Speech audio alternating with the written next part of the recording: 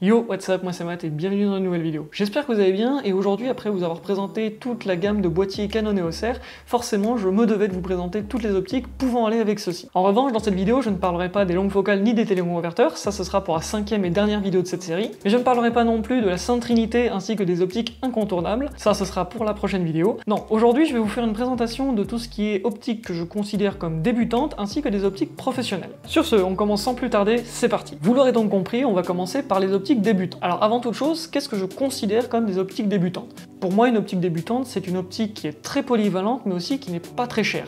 Et en général, malheureusement, si elles sont pas très chères, c'est que derrière, il y a un frein, il y a un petit piège. Et vous allez le voir rapidement, puisque pour moi, dans la gamme RF, il y a vraiment trois objectifs que je considère comme objectifs débutants. Le premier de ces trois objectifs, il s'agit d'un 24-240 f4.6.3, c'est-à-dire un zoom à ouverture variable. Et le problème, il est là, c'est que justement, vous n'avez pas d'ouverture fixe, et que donc vous êtes enchaîné à votre zoom. Ce qu'il faut comprendre par là, c'est que à 24 mm, vous pourrez ouvrir un maximum f4, mais par contre, dès lors que vous zoomerez un peu plus et que vous irez vers les 240 mm, vous serez bloqué à 6.3. Et autant vous dire que 6.3, c'est quelque chose de très fermé. La deuxième de ces optiques, il s'agit d'un 24-105 f4.7.1. Donc une fois de plus, un zoom avec ouverture variable. Et une fois de plus, ça veut dire que quand vous êtes à 105, vous ne pouvez ouvrir qu'au maximum à 7.1. Et franchement, 7.1, une fois de plus, c'est extrêmement fermé, tout comme 6.3. Et la dernière de ces trois optiques débutantes, pour moi, c'est la plus intéressante, puisqu'il s'agit d'une focale fixe, un 85 mm f2 macro. Donc comme vous l'aurez compris, vous êtes bloqué quoi qu'il arrive à 85 mm. En revanche, pour moi, le gros avantage et ce qui fait que cette optique est vraiment très intéressante, c'est le fait que vous avez quand même une très grosse ouverture f2, mais surtout que cet objectif est macro. Ça veut dire que vous pourrez faire votre mise au point beaucoup plus proche que des objectifs normaux, mais aussi ça peut vous permettre de découvrir la photo macroscopique à un prix tout à fait intéressant. Et donc s'il me fallait choisir ne serait-ce qu'une seule de ces optiques, forcément je choisirais le 85 mm f2 macro.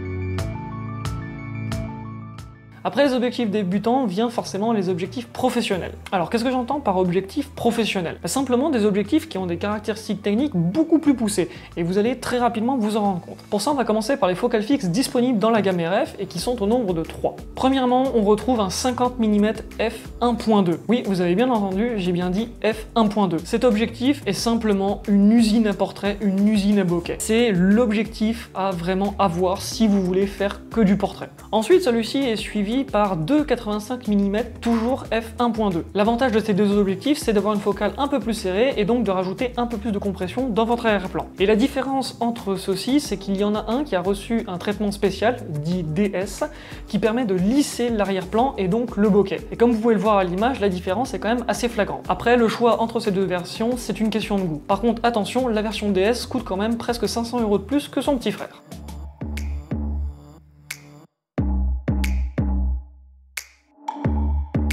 Pour continuer et terminer cette partie sur les objectifs professionnels, il va être temps de parler de zoom, et ceux-ci sont au nombre de 4. Premièrement, on retrouve un 70-200 f4, le petit frère du 70-200 de 8, dont je parlerai un petit peu plus en détail dans la prochaine vidéo. En soi, sur celui-ci, il n'y a pas grand-chose à dire, à part que mine de rien, ça vous permet de quand même faire une transition entre les optiques, on va dire normales, vers les 50 mm, 70 mm, et les téléphotos, on va dire à partir de 100 mm. Ensuite, on retrouve mon objectif principal, le 24-105 f4, et si vous voulez plus d'informations sur celui-ci, je vous renvoie vers mes deux vidéos de test. Ensuite vient une optique qui est très appréciée des photographes de produits, mais également des photographes qui font de la macro. Je veux bien sûr parler du 100 mm f2.8 macro. Et oui, je viens de me rendre compte que ce n'est pas un zoom et qu'il n'a rien à faire dans cette catégorie. Cela dit, ça reste quand même un très bon objectif professionnel.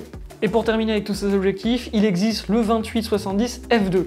Et je trouve que ces objectifs est vraiment une prouesse technique, puisque de 28 à 70, vous pouvez rester ouvert à f2, et quand même mine de rien, f2 c'est une très grosse ouverture.